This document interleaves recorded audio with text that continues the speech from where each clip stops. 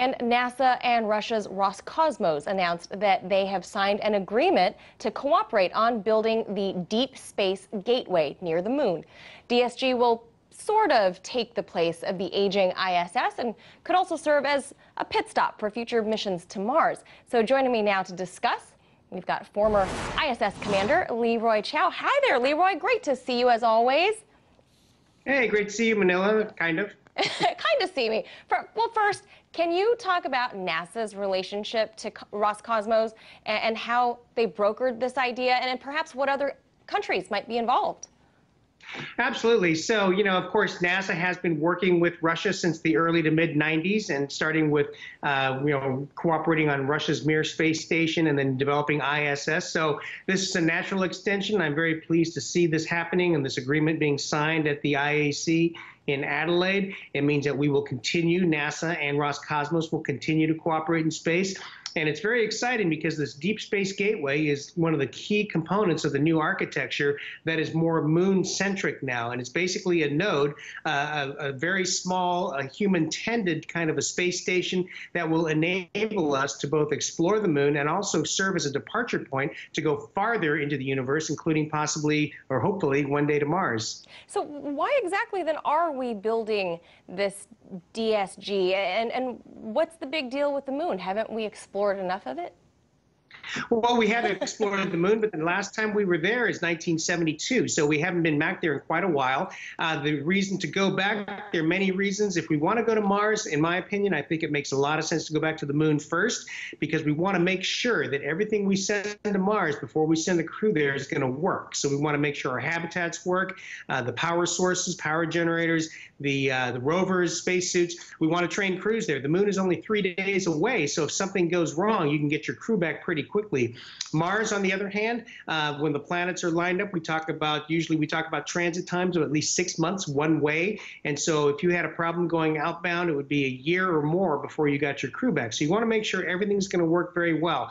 This DSG, the Gateway, what that does, it's a little space station. And so we would launch our crews to that space station. They would assemble there, and from there, they could either depart to further destinations or go down to the surface of the moon or conduct robotic operations remotely from the DSG on the surface of the moon. So what the DSG does is gives you a lot of flexibility for exploration, and I would fully expect all of the partners currently working on the ISS and hopefully new ones as well to come in and cooperate together. Now, I was just joking about this with you on Twitter, which I tagged you on, saying that this is sort of going to serve as like a pit stop in outer space for one trip to the next. It kind of sounds like that's what this is going to serve as, and that NASA has selected 6 companies to develop prototype habitats. Bigelow Aerospace, Boeing, Lockheed Martin, Orbital ATK, Sierra Nevada Corporation Space Systems, and NanoRacks. So does this indicate then that NASA is really heading this venture?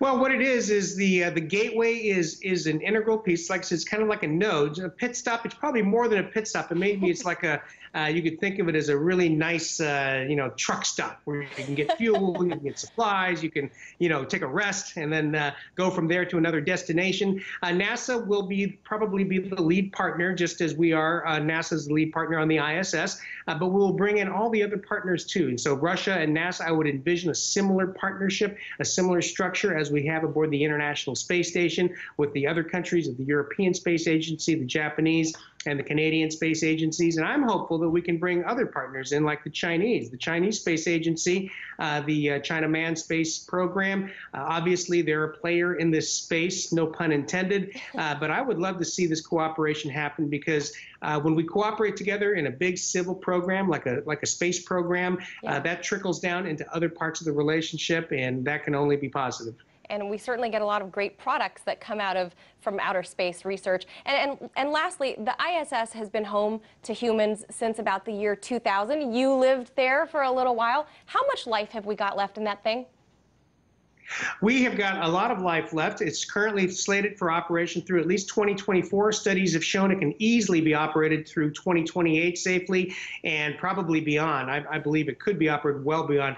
And the ISS is a key part of the exploration program because the biggest barrier to sending crews somewhere like Mars is biomedical. How do we keep astronauts and cosmonauts healthy in that harsh environment, especially with the harsh radiation environment? And so we need to test our countermeasures, develop and test our countermeasures using the ISS. The ISS also serves as a test bed for other technologies, robust life support systems, new propulsion systems, things like that. So ISS is an integral part of any future exploration program. So I would expect to see ISS extended through at least 2028. All right, Leroy Chiao, always a fascinating talk. Leroy Chiao, former NASA astronaut and ISS commander, thank you so much. Oh, thank you, Manila. Great to be with you again.